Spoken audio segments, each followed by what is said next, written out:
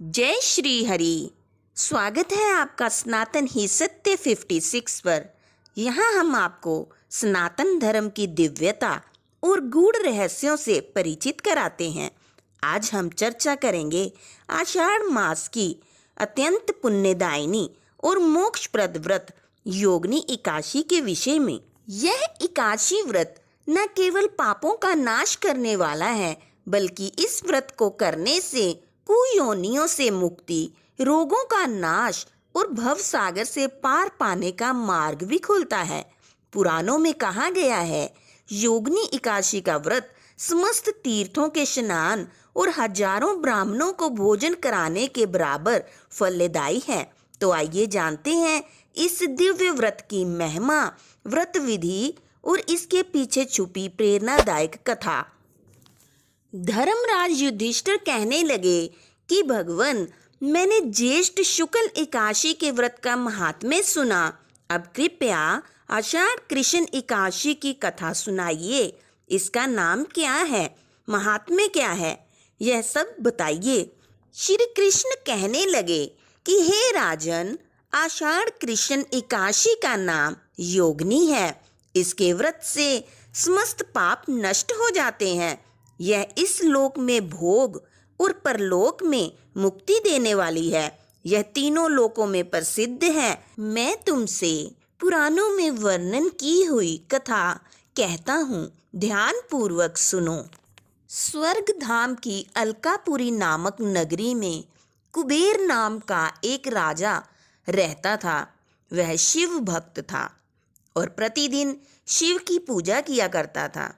हेम नाम का एक माली पूजन के लिए उसके यहाँ फूल लाया करता था। हेम की विशालाक्षी नाम की एक सुंदर स्त्री थी। एक दिन वह मानसरोवर से पुष्प तो ले आया, लेकिन कामासक्त होने के कारण वह अपनी स्त्री से हास्य विनोद तथा रमन करने लगा। इधर राजा उसकी दोपहर तक राह देखता रहा। अंत में राजा कुबेर ने सेवकों को आज्ञा दी कि तुम लोग जाकर माली के न आने का कारण पता करो, क्योंकि वह अभी तक पुष्प लेकर नहीं आया। सेवकों ने कहा कि महाराज, वह पापी अतिकामी है, अपनी स्त्री के साथ हास्य विनोद और रमन कर रहा होगा। यह सुनकर कुबेर ने क्रोधित होकर उसे बुलाया। हेम माली राजा के भय से कांपता हुआ उपस्थित हुआ। राजा कुबेर ने क्रोध में आकर कहा, अरे पापी, नीच, कामी, तूने मेरे परम पूजनीय ईश्वरों के ईश्वर श्री शिवजी महाराज का अनादर किया है। इसलिए मैं तुझे श्राप देता हूँ कि तू स्त्री का वियोग सहेगा और मृत्युलोक में जाकर कोढ़ी होगा। राजा कुबेर के श्राप से हेममाली का स्वर्ग से पतन हो गया और वह उसी क्षण पृथ्वी पर गिर गया। भूतल पर आते ही उसके शरीर में श्वेत कोढ़ हो गया। उसकी स्त्री भी उसी समय अंतर्ध्यान हो गई। मृत्युलोक में आकर माली ने महान दुख भोगे। भयानक जंगल में जाकर बिना अन्न और जल के भटकता रहा। हेममाली को रात्रि को निंद्रा भी नहीं आती थी, परंतु शिवजी की पूजा के प्रभाव से उसको पिछले जन्म की स्मृति का ज्ञान अवश्य रहा। घूमते घूमते एक दिन वह मार्कंडेय ऋषि के आश्रम में पहुंच गया, जो ब्रह्मा से भी अधिक वृद्ध थे और जिनका आश्रम ब्रह्मा की सभा के समान लगता था।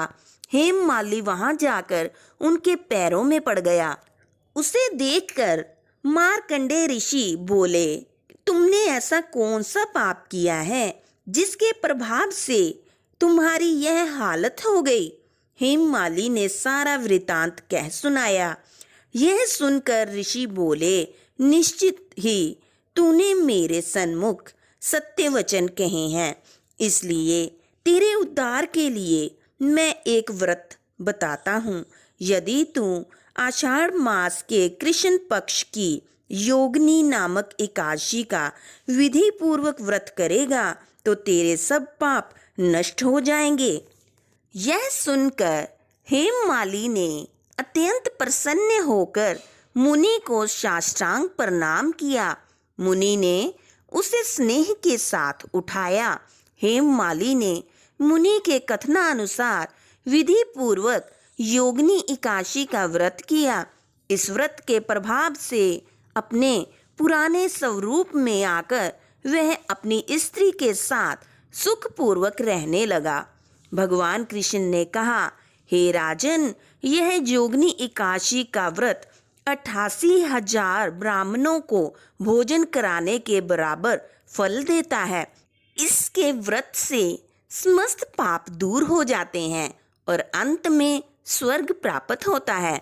योगिनी एकादशी के व्रत के लिए सुबह जल्दी उठकर स्नान करें, स्वच्छ वस्त्र धारण करें, भगवान विष्णु की प्रतिमा को स्थापित करें, व्रत को विधि पूर्वक रखने का संकल्प लें, भगवान विष्णु की फूल, फल, तुलसी पत्र और धूप दीप से पूजा करें।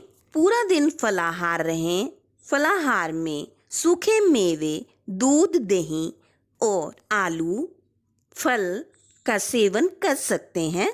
द्वादशी के दिन ब्राह्मण को भोजन करा फिर स्वयं व्रत का पालन करें। तो दोस्तों, आपने जाना योगिनी एकादशी की अद्भुत महिमा और उसकी कथा जो पापों को हरकर पुण्य का मार्ग प्रशस्त करती है। यदि आपको यह जानकारी उपयोगी लगी हो तो वीडियो को लाइक करें, भक्ति में रुचि रखने वाले मित्रों के साथ शेयर करें और सनातन ही सत्य 56 चैनल को सब्सक्राइब जरूर करें ताकि सनातन धर्म की हर अमूल्य ज्ञान धारा आप तक सहजता से पहुंचती रहे। जय श्री हरि।